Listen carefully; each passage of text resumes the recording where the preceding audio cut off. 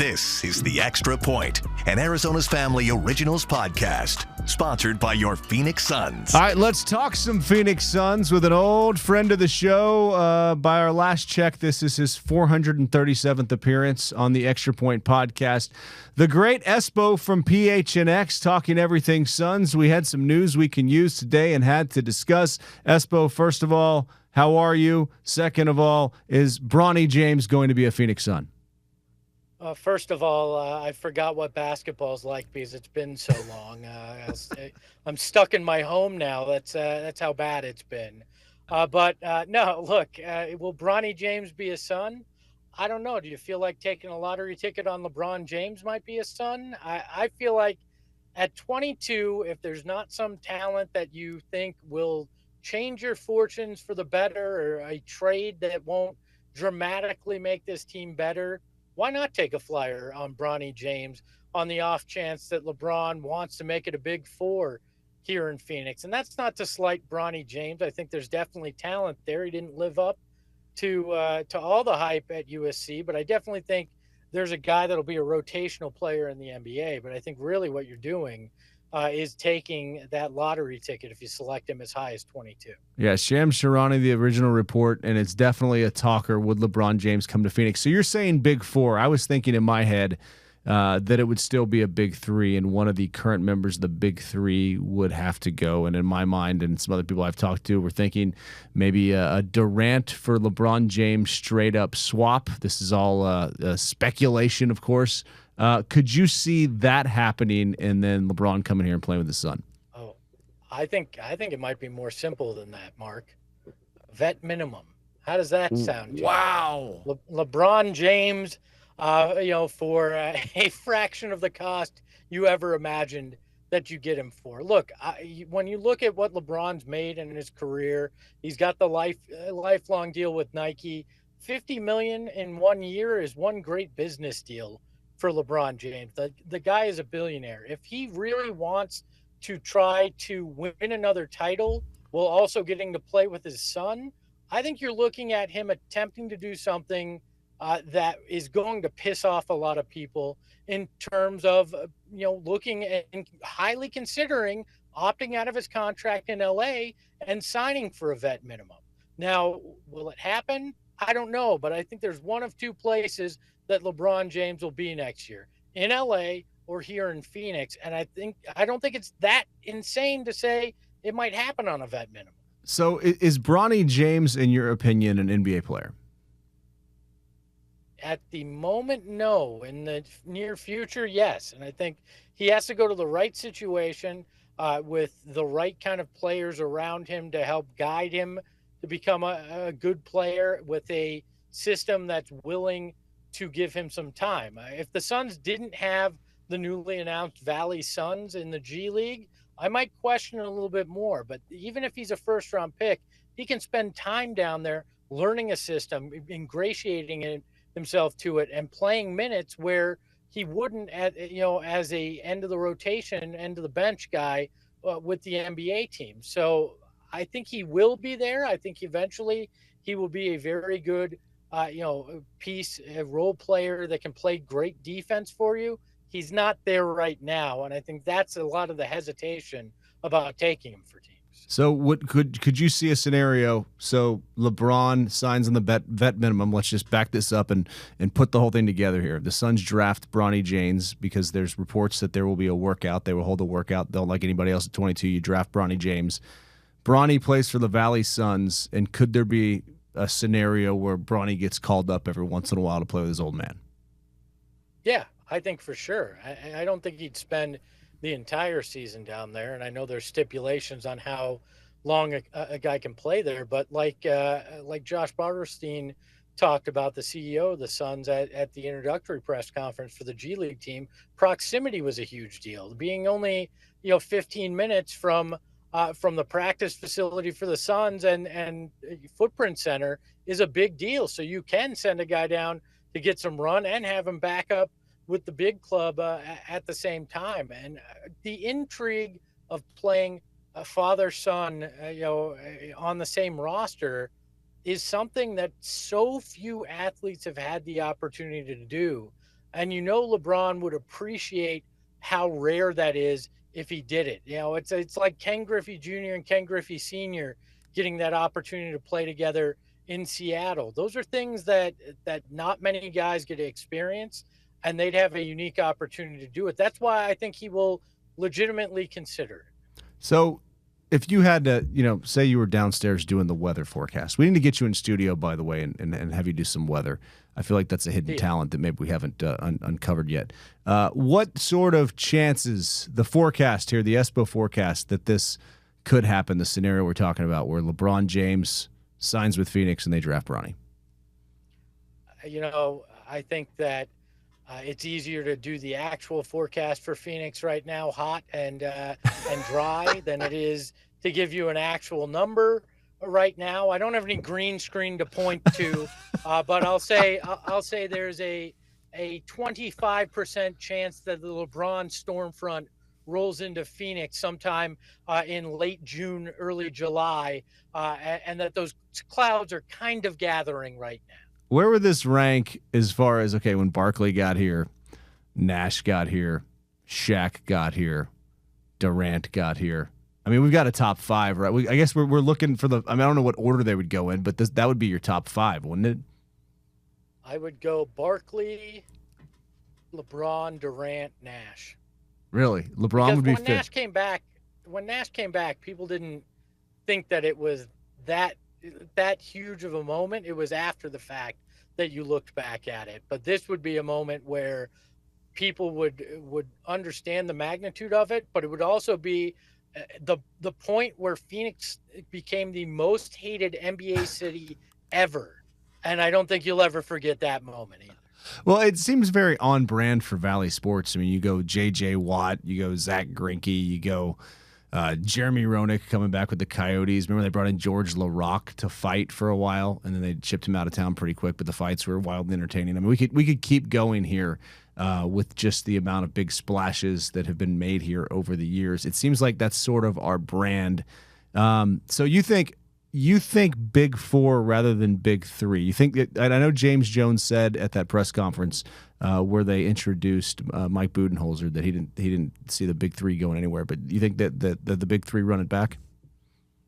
Yeah, I think they're here, and if LeBron's going to come here, it won't be via trade. So, yeah, I don't think there's any reason you would move Kevin Durant at this point. He did everything that you've asked. He was an all-NBA second team guy. He was one of the top 10 scorers in the league this year. Sure, it didn't go the way that you wanted, but you at least need to see how it pans out with a new head coach, because we don't know what percentage of all that had to do with Frank Vogel and his message falling on deaf ears in a lot of cases. I don't think that Beal, Booker, or Durant are going anywhere, at least this offseason. So if you had the big four, is that a team that can make some noise in the West, in your opinion?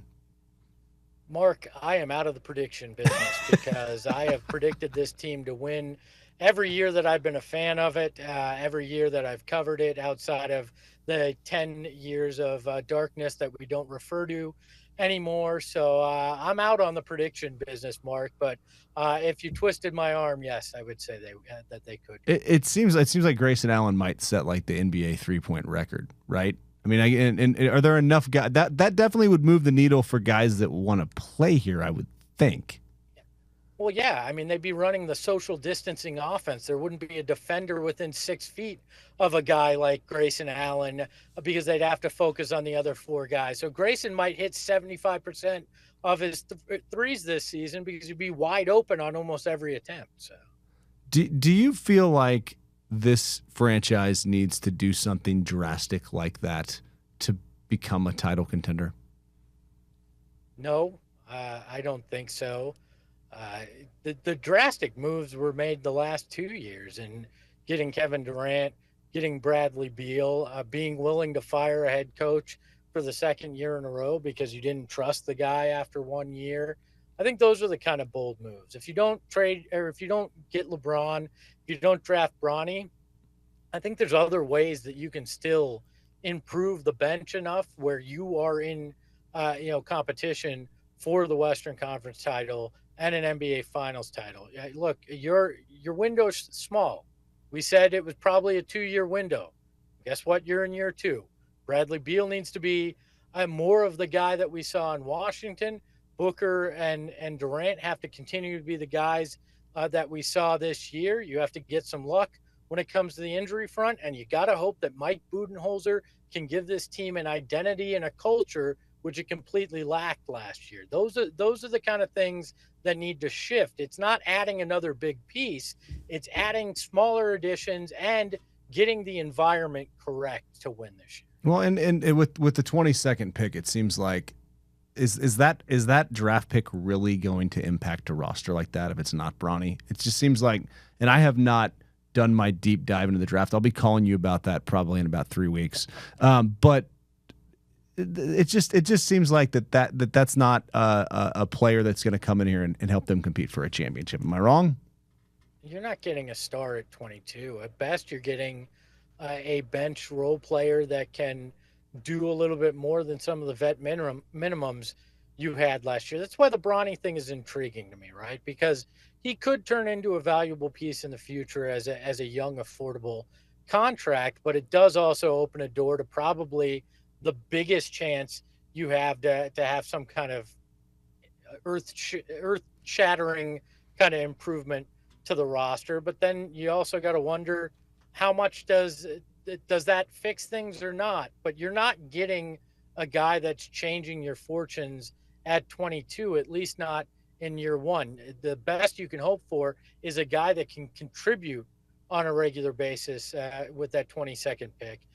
And I think if you're even entertaining trading it, you got to wait until you're on the clock to see what guys on your big board are there, and then make the best decision that you can at that moment to win now, because that pick I don't think is the one that's going to change the course of anything. Would picture this for me. I guess there probably have to be a point guard next year. You think there's a point guard next year? Backup, yeah. I don't think you're going to have one in the starting lineup. I think they're going to run the same way they did. So Bradley Beal brings the ball up the floor. He's got Durant, he's got LeBron, and he's got Booker sitting there and Grayson Allen in the corner, or I guess you'd have Nurk down low. Who's he throw the ball to? Any of them? I mean, and the offense is going to look completely different than what we saw too. And Coach Budenholzer likes emotion in that offense. A lot of guys moving, trying to get the ball moving around. So I think there's a chance all 5 of those guys touch the ball before they get the best shot possible. And I think that's probably the world you want to live in. When you've got all those guys, get the touches around until you find the best looking shot or the best looking opportunity. It sounds super simple, but it was something that they didn't do effectively this past year. And I want to see that. But if I'm Brad Beal, I don't think you got a wrong answer that you're passing the ball to at that point. What is the record for, I guess, downloads or viewers for one of your shows at PHNX? And if LeBron and Bronny were to come to town, do you think you could beat it?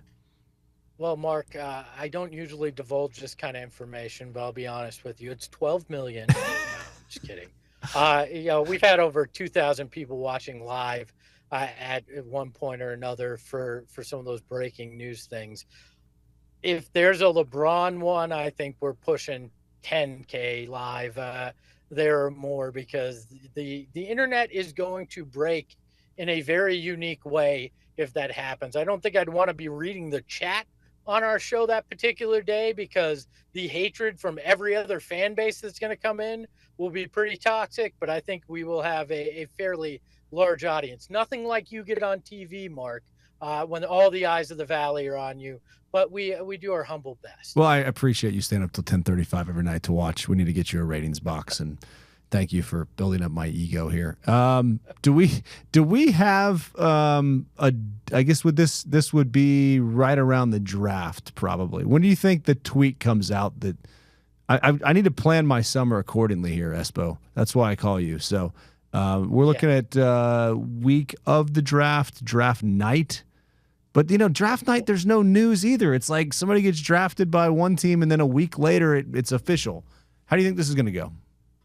Mark, I would take your vacation in the next week and a half, and then lock in for the end of June, beginning of July to be one of the crazier things around the NBA. I don't know that it'll all focus on Phoenix, but I think we're in for some fireworks from those first few days before the draft all the way through the legal tampering period in the beginning of July. And then, we got to pack up and go to Vegas for Summer League right after that, too. Oh, well, you think Summer League?